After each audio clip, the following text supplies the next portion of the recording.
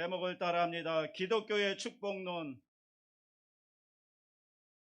하나님은 우리가 축복의 말씀과 함께 새 출발하기를 원하십니다.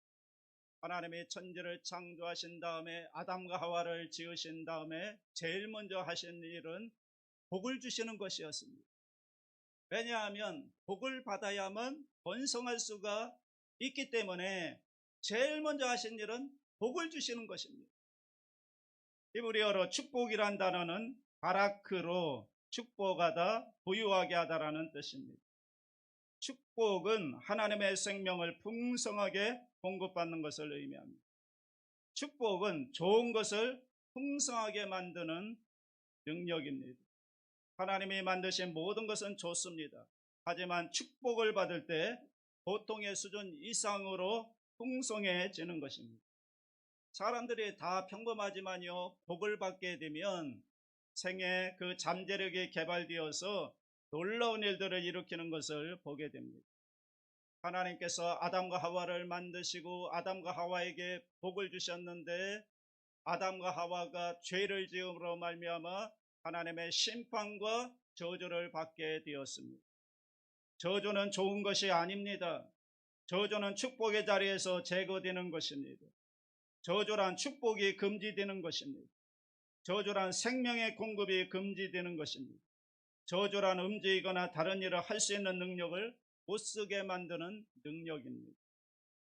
저주가 아니라 축복과 함께 시작하는 것이 우리에게 필요하고, 또 하나님께서 새로운 해 거룩한 축복을 주실 것을 기대하며 사모하며 출발하는 것이 중요합니다. 베테가 이런 말을 했습니다. 첫 단추를 잘못 끼우면 마지막 단추를 끼울 구멍이 없다. 어떻게 첫 단추를 잘 끼울 수가 있을까요? 첫째로 하나님의 축복과 함께 새 출발을 하십시오. 아브라함은 모든 믿는 사람의 조상입니다. 하나님께서 아브라함에게 복을 주셨는데 우리 믿는 사람들은 모두 다 아브라함과 같이 아브라함의 후손이 됩니다. 그리고 아브라함과 함께 복을 받게 되어 있습니다. 그래서 우리는 아브라함의 축복에 대해서 관심을 가져야 됩니다. 갈라디아서 3장 9절 다 같이 합니다. 그러므로 믿음으로 말미암은 자는 믿음이 있는 아브라함과 함께 복을 받느니라. 믿음을 가진 사람은 모두 다 아브라함의 후손이 되어서 아브라함과 함께 복을 받는다는 것입니다. 아브라함이 하나님을 찾은 것이 아니라 하나님이 아브라함을 찾아오시고 하나님이 아브라함에게 복을 주신 것입니다.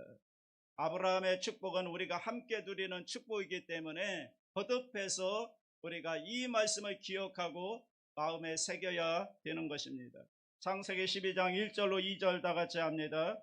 야훼께서 아브라함에게 이르시되 너는 너의 고향과 친척과 아버지의 집을 떠나 내가 네게 보여줄 땅으로 가라. 내가 너로 큰 민족을 이루고 네게 복을 주어 네 이름을 장대하게 하리니 너는 복이 될지라. 하나님이 복을 주시죠. 아브라함이 중요한 게 아니라 하나님이 아브라함에게 복을 주시고, 그리고 하나님이 아브라함을 찾아오셨을 때 아브라함의 생애가 새롭게 출발하는 것을 볼 수가 있습니다.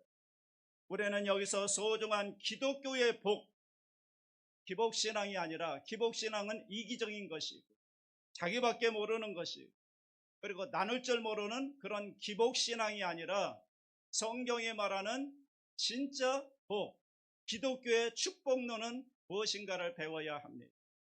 첫째로 하나님은 복의 원천이십니다. 하나님은 우리의 복이 되십니다. 그러니까 하나님이 곧 우리의 복이라는 것입니다. 자, 시편 16편 2절 다 같이 합니다. 내가 야훼께 아뢰되 주는 나의 주님이시오니 주밖에는 나의 복이 없다 하였나이다. 이게 다윗의 시편인데 다윗이 정말 하나님이 보실 때 좋은 게 뭐냐면 다윗은 왕이거든요. 모든 걸 다 소유한 사람입니다. 그런데 세상적인 것이 복이 아니라 주밖에는 나의 복이 없다고 고백한 것입니다. 주밖에는 나의 복이 없습니다.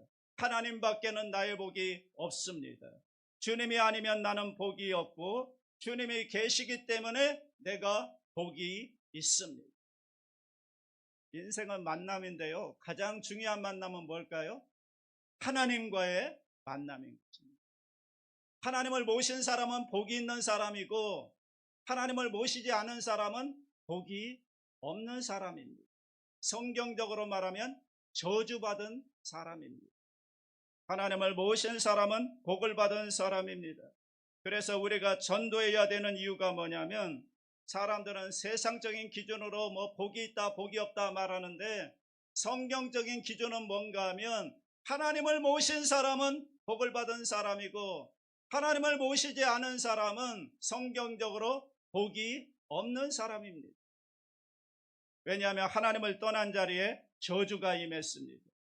여러분, 하나님의 공급이 끊어지면 인생은 황폐하게 되고 마는 것입니다. 지금 세상에 저주가 가득하잖아요. 그래서 우리는 예수 그리스도를 사람들에게 열심히 전하여서 사람들로 하여금 복을 받게 해야 되는 것입니다. 둘째로 죄사함을 받는 것이 복입니다. 성경에서 복이 있다 말씀할 때 죄사함의 복에 대해서 말씀하고 있습니다. 시편 32편 1절로 2절 다 같이 합니다. 허물의 사함을 받고 자신의 죄가 가려진 자는 복이 있도다. 마음에 간사함이 없고 야훼께 정죄를 당하지 아니하는 자는 복이 있도다. 이 말씀을 로마서 4장 6절로 8절에서 이렇게 말씀하고 있죠. 다윗이 말한 바 불법이 사함을 받고 죄가 가려짐을 받는 사람들은 복이 있고 주께서 그 죄를 인정하지 아니하실 사람은 복이 있도다 함과 같으니라.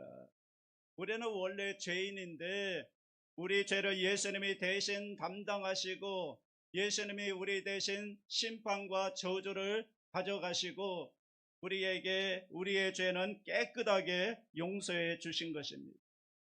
여러분, 예수님의 보혈로 우리의 죄는 깨끗하게 씻겨졌고 제거가 된 것입니다.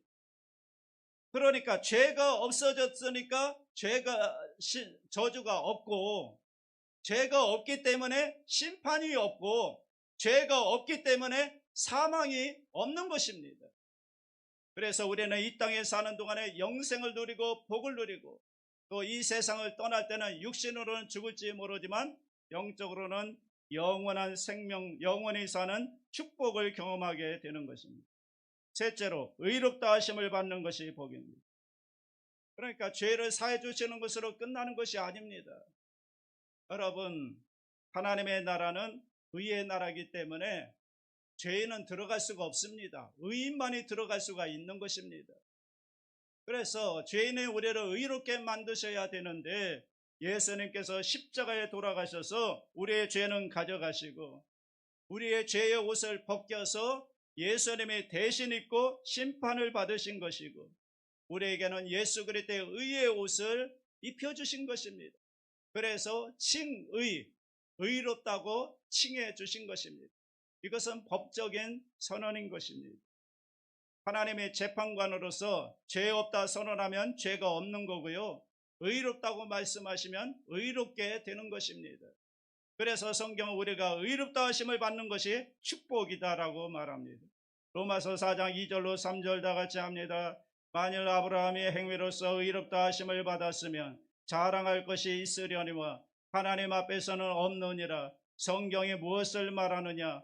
아브라함이 하나님을 믿음에 그것이 그에게 의로 여겨진 바 되었느니라. 그러니까 우리가 의롭게 되는 것은 믿음으로 말미암아 되는 것입니다. 예수 그리스도가 십자가에서 대속해 주신 그 은혜를 믿음으로 말미암아 여러분은 모두 다 의롭게 되어 천국에 들어가는 백성이 된 것입니다. 로마서 4장 6절에 보십시오. 일한 것이 없이 하나님께 의로 여기심을 받는 사람의 복에 대하여. 우리가 받은 복이 뭐냐면 우리가 노력한 게 아닌데 우리가 의로운 게 아닌데 하나님의 은혜로 말미암아 예수 그리스도를 믿음으로 말미암아 의롭다함을 얻고 천국에 들어가는 복을 받게 된 것입니다. 넷째로 구원받는 것이 복입니다. 예수님이 이 땅에 오신 이유가 뭐냐면 자기 백성을 구원하기 위해서입니다. 우리를 구원하기 위해서 예수님이 이 땅에 오신 것입니다.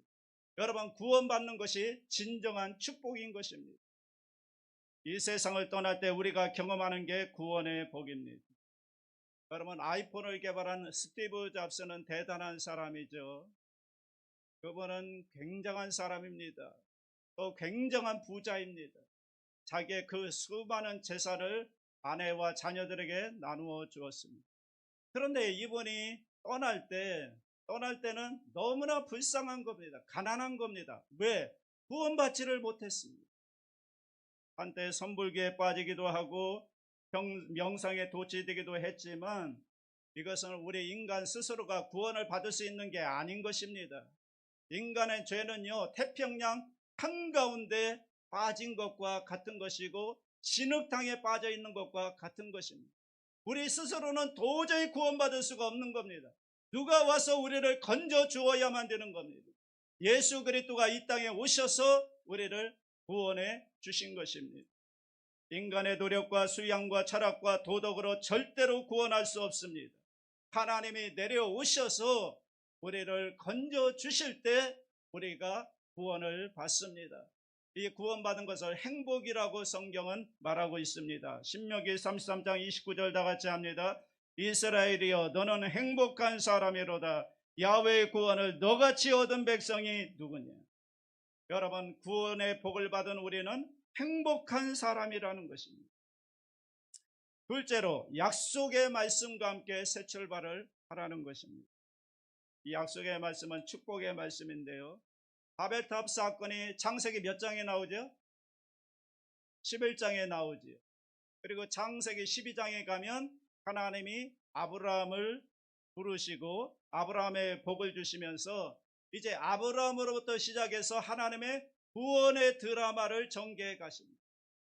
이 구원의 드라마를 이루기 위해서 하나님이 아브라함을 선택하시고 아브라함에게 복을 주시고, 그런데 그 복이 처음에는 축복의 말씀이었다는 거예요. 약속의 말씀이었어요. 약속의 말씀. 그럼 이 약속의 말씀은 누구에게 속한 것일까요? 약속의 말씀은 유일하게 선택받은 백성에게만 포함되는 말씀인 것입니다. 아브라함 때 수많은 사람들이 있었지만 하나님의 부르심을 받고 선택을 받은 사람은 아브라함 한 사람밖에 없었죠. 이사야 51장 2절 다 같이 합니다. 너희의 조상 아브라함과 너희를 낳은 사라를 생각하여 보라. 아브라함이 혼자 있을 때 내가 그를 부르고 그에게 복을 주어 장성하게 하였느니라. 그때 수많은 사람들이 있었지만 하나님께서 아브라함 한 사람을 선택하시고 그에게 복을 주시고, 나중에는 이스라엘 백성을 선민으로 선택하시고, 그리고 예수 그리스도를 통해서 오늘날 저와 여러분을 선택하신 것입니다. 시편 33편 12절에 보면 야훼를 자기 하나님으로 삼은 나라 곧 하나님의 기업으로 선택된 백성은 복이 있도다. 신약에 오면 예수 그리스도 안에서 우리가 얼마나 복을 받고 선택을 받았는가를 말씀하고 있습니다. 에베소서 1장 3절로 5절 보십시오. 다 같이 합니다. 찬송하리로다. 하나님 곧 우리 주 예수 그리스도의 아버지께서 그리스도 안에서 하늘에 속한 모든 신령한 복을 우리에게 주시되 그 장세전에 그리스도 안에서 우리를 택하사 우리로 사랑 안에서 그 앞에 거룩하고 흠이 없게 하시려고 그 기쁘신 뜻대로 우리를 예정하사 예수 그리스도로 말미암아 자기의 아들들이 되게 하셨으니. 놀라운 말씀입니다. 하나님의 창세전에 우리를, 저와 여러분을 선택하시고 예정하시고 부르셔서 하늘의 신령한 복과 땅의 기름진 복, 구원의 복을 주신 것입니다. 자, 이렇게 부르신 다음에 하나님이 이제 우리에게 구체적인 복을 주시는데요, 자, 아브라함에게 주신 구체적인 복을 우리가 살펴보아야 합니다. 왜냐하면 아브라함에 주신 복은 우리도 받는 복이기 때문에 이 복을 우리가 구체적으로 아는 것이 중요합니다. 네 가지입니다. 첫째, 하나님은 땅의 복을 주십니다. 창세기 12장 1절 보십시오. 내가 네게 보여줄 땅으로 가라. 창세기 13장 14절로 15절 다 같이 합니다. 야훼께서 아브라함에게 이르시되 너는 눈을 들어 너 있는 곳에서 북쪽과 남쪽 그리고 동쪽과 서쪽을 바라보라. 보이는 땅을 내가 너와 네 자손에게 주리니 영원히 이르리라. 여러분, 땅을 투기하고 부동산 투기하는 것은 좋지 않습니다. 그러나 경건한 자손들이 땅을 차지하는 것은, 하나님의 복을 받아서 땅을 차지하는 것은 하나님이 원하시는 것입니다. 그래서 하나님이 아담과 하와를 지으신 다음에 뭐라고 명령하셨죠? 땅을 정복하라, 땅을 다스리라, 이렇게 말씀하셨습니다. 왜냐하면 땅은 사람의 생명을 살리는 모든 먹거리가 나잖아요. 쌀과 과일과 야채와 모든 생명을 공급하는 모든 것이 나기 때문에 여러분, 경건한 사람들이 땅을 차지해야 되는 것입니다. 오늘날 경건치 않은 사람들이 땅을 많이 소유하고 있기 때문에 세상이 이렇게 문제가 많은 거 아닙니까? 죄가 관영한 거 아닙니까? 그렇기 때문에 경건한 사람들이 땅을 차지해서 그 땅을 하나님의 영광 가운데 사용해야 되는 것입니다. 그래서 성도들이 땅을 구하는 것은 절대로 죄가 아닙니다.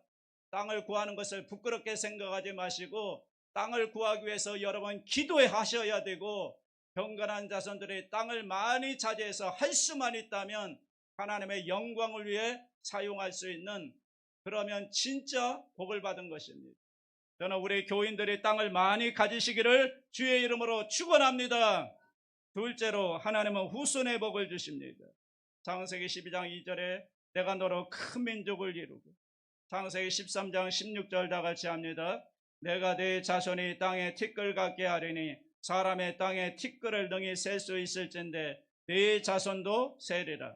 창세기 15장 5절 다 같이 합니다. 그를 이끌고 밖으로 나가 이르시되 하늘을 우러러 무뼈를 셀 수 있나 보라. 또 그에게 이르시되 네 자손이 이와 같으리라. 창세기 22장 17절도요.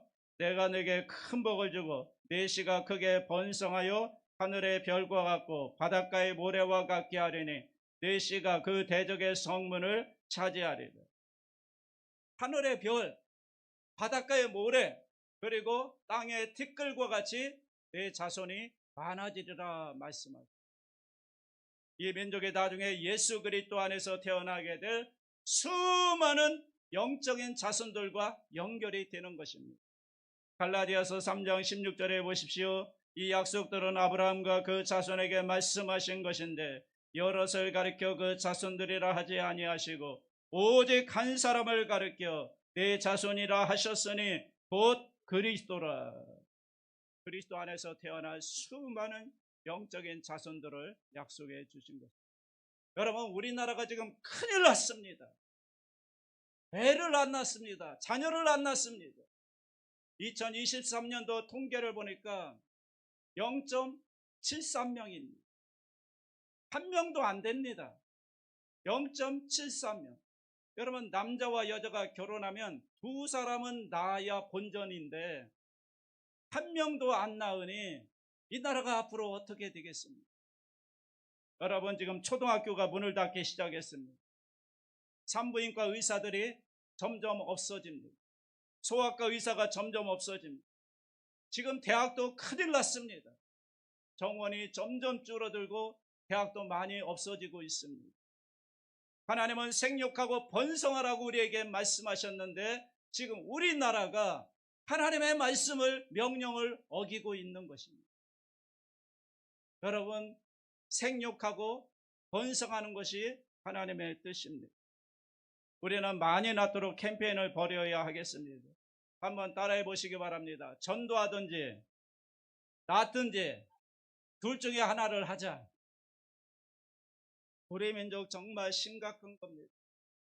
여러분, 지금이라도 늦지 않았으면 낳을 수 있으면 낳으시고, 만약에 육적으로 안 된다면 영적인 자손이라도 낳아야 될 줄로 믿습니다. 여러분, 올해 한 사람이라도 전도해서 영적인 자손을 낳게 되시기를 주의 이름으로 축원합니다. 셋째로 하나님의 이름을 창대케 해주시는 복을 주십니다. 2절에 내 이름을 창대하게 하려니. 그래서 아브라함은 이름이 창대합니다. 유대교도 기독교도 이슬람교도 아브라함이 다 조상이라고 말합니다. 그런데 아브라함의 특징이 뭐냐면 하나님이 그의 이름을 창대케 해주셨는데 아브라함은 가는 곳곳마다 하나님의 이름을 창대케 합니다. 하나님의 이름을 높여드립니다. 하나님의 이름을 부릅니다. 창세기 12장 8절 보십시오. 다 같이 합니다. 거기서 베델 동쪽 산으로 옮겨 장막을 치니 서쪽은 베델이요 동쪽은 아이라. 그가 그곳에서 야훼께 제단을 쌓고 야훼 이름을 부르던. 야훼 이름, 하나님의 이름을 자꾸 부르는 겁니다. 하나님의 이름을 자꾸 높여드리는 겁니다. 아브라함이 하나님의 이름을 자꾸 높여드리니까 하나님이 아브라함의 이름을 창대하게 해주는 것입니다. 여러분이 하나님의 이름을 자꾸 부르고 하나님의 이름을 높여드리면 하나님이 여러분의 이름을 창대케 해주는 축복이 임하게 될 줄 믿습니다. 넷째로 하나님은 보호해 주시는 복을 주십니다. 창세기 12장 3절에 보면 너를 축복하는 자에게는 내가 복을 내리고 너를 저주하는 자에게는 내가 저주하리니. 대단한 축복입니다. 하나님은 우리를 축복해 주시는데 우리를 보호해 주시는 축복을 주신다는 것입니다. 창세기 15장 1절에 보면 아브라함아 두려워하지 말라. 나는 네 방패요 너의 지극히 큰 상급이니라. 방패라는 건 뭡니까? 보호해 준다는 거 아닙니까? 그래서 하나님이 우리를 저주하는 자에게는 하나님이 직접 저주해 주십니다. 저주란 뭐냐면 축복의 자리와 능력으로부터 제거되는 것입니다. 그러니까 저주를 받으면 인생이 하찮게 되고 여러분 잠재력이 소멸됩니다. 그런데요, 여기서 우리가 기억할 게 하나가 있습니다. 하나님의 약속하신 복은 인내를 통해, 오래 기다림을 통해 경험되게 된다는 것입니다. 그래서 약속은 성취가 될 때까지 기다려야 됩니다. 하나님이 아브라함이 75세 나이에 약속의 말씀, 축복의 말씀을 주셨는데 아브라함의 100세 나이에 그 약속의 말씀이 성취가 됩니다. 이삭을 낳잖아요, 100세에. 히브리서 6장 14절 15절 다 같이 합니다. 이르시되 내가 반드시 너에게 복주고 복주며 너를 번성하게 하고 번성하게 하리라 하셨더니 그가 이같이 오래 참아 약속을 받았느니라. 하나님이 여러분을 반드시 복주고 복주십니다. 여러분을 반드시 번성하게 하고 번성하게 하십니다. 그런데 조건이 하나 있습니다. 오래 기다려야 됩니다. 기다리고 기다리며 하나님의 때에 놀라운 약속의 말씀이 성취가 됩니다. 마지막 세 번째로 하나님은 순종하는 성품을 통해 복을 더해 주십니다. 여러분, 하나님의 복은요, 순종을 통해서 활성화되는 것입니다. 약속은 받았는데요, 우리가 그 말씀대로 순종하지 않으면 복이 임할 수가 없는 거예요. 약속의 말씀을 받았습니까? 그러면 순종해 보세요. 순종할 때 거기에 놀라운 복이 임하는 것입니다. 창세기 12장 4절 보십시오. 이에 아브라함이 야훼의 말씀을 따라갔고, 말씀을 따라간 거죠. 순종이란 뭐냐? 말씀을 따라가는 것입니다. 말씀대로 살아가는 것입니다. 어떤 사람들은 어떤 건 순종하는데 어떤 건 순종하지 않습니다. 그건 진정한 순종이 아닌 것입니다. 말씀대로 따라가고 말씀대로 행하는 게 순종인 것입니다. 아브라함의 믿음을 따라 한번 그대로 가보십시오. 한번 순종하고 가보십시오. 아브라함의 75세 나이였습니다. 창세기 12장 4절에 보면 아브라함이 하란을 떠날 때 75세였더라. 그냥 순종해 보세요. 아브라함이 순종한 대로 여러분도 한번 그대로 가보시라고요. 아브라함이 하나님의 말씀을 따라갔고요. 11조를 드렸고요. 나중에 이삭을 번제로 드리잖아요. 하나님의 말씀대로 따라가면 놀라운 축복이 임하는 것입니다. 순종이라고 하는 것은 하나님이 말씀하신 대로 이룰 거라고 믿고 신뢰하고 나가는 게 순종인 것입니다. 순종은 좋은 결과를 낳습니다. 순종은요, 좋은 것을 더 좋게 만들어줍니다. 순종은 하나님이 주신 것을 더 풍성하게 만들어줍니다. 여러분, 아브라함의 순종으로요, 나중에 이삭이 복을 받더라고요. 아브라함이 순종했는데 그의 자녀가 복을 받아요. 보세요. 나중에 아브라함의 축복을 축구 아브라함이 죽은 다음에 하나님이 이제 이삭에게 찾아오셔서 말씀하시는 걸 잘 보세요. 이삭아, 내가 네게 복을 줄 텐데 네 아버지의 순종 때문에 내가 복을 주는 거다, 이렇게 말씀하세요. 창세기 29장 4절로 5절 보세요. 네 자손을 하늘의 별과 같이 번성하게 하며 이 모든 땅을 네 자손에게 주리니 네 자손으로 말미암아 천하 만민의 복을 받으리라. 이는 아브라함이 내 말을 순종하고 내 명령과 내 계명과 내 율례와 내 법도를 지켰음이라 하시니라. 그러니까 부모님의 순종이 자녀에게 복이 되는 거예요. 부모님의 믿음이 자녀에게 복이 되는 것입니다. 나중에는 아브라함의 순종 때문에 야곱이 복을 받잖아요. 야곱이. 우리 부모님들이 예수 잘 믿는 것 중요합니다. 왜냐하면 부모님들이 예수 잘 믿고 말씀에 순종하면 자녀가 복을 받는 겁니다. 자녀가 잘 되는 겁니다. 그래서요, 이 예수 믿는 가정의 3대 4대 자녀들 보십시오.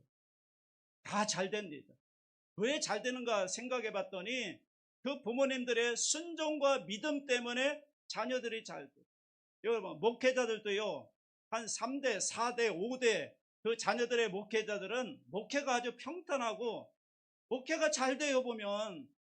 그런데 저같이 1대인 사람은 고생을 많이 하는 거예요. 3대 4대 5대만 돼도요 정말 잘 되더라고요. 큰 교회로 가고 목회도 아주 평탄하게 잘 되는 건 부모님들의 그 순종과 믿음 때문에 그 기도가 쌓여 있어서 이렇게 후손들이 복을 받는 거구나. 이건 정말 성경적인 그런 답이라는 걸 알 수가 있습니다. 여러분, 예수 잘 믿으시기 바랍니다. 하나님 말씀에 순종하시기 바랍니다. 여러분의 자녀와 후손이 잘 되는 복이 임할 줄 믿습니다. 하나님은 복을 주심으로 복을 유통하게 하십니다. 창세기 12장 3절 보십시오. 땅의 모든 족속에 너로 말미암아 복을 얻을 것이, 복의 통로가 될 거라는 거죠. 창세기 22장 18절 봅니다. 시작. 또 내 씨로 말미암아 천하 만민의 복을 받으리니 이는 네가 나의 말을 준행하였음이라 하셨다 하니라. 여러분, 복을 받아야 복을 흘려보낼 수가 있죠. 생각해 보십시오. 가장 어려운 게 뭡니까? 가장 힘든 게 뭡니까?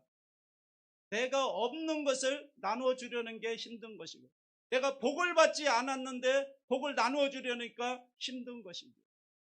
복을 받아야 복을 나누어 주죠. 여러분, 사랑이 없는데 어떻게 사랑을 나누어 줍니까? 내가 복을 받지 못했으면 축복을 줄 수가 없는 것이고, 내가 돈이 없으면 돈을 부어줄 수도 없는 것이고, 여러분, 내게 지식이 없으면 지식을 줄 수가 없고, 내게 지혜가 없는데 어떻게 지혜를 나눠줄 수가 있겠습니까?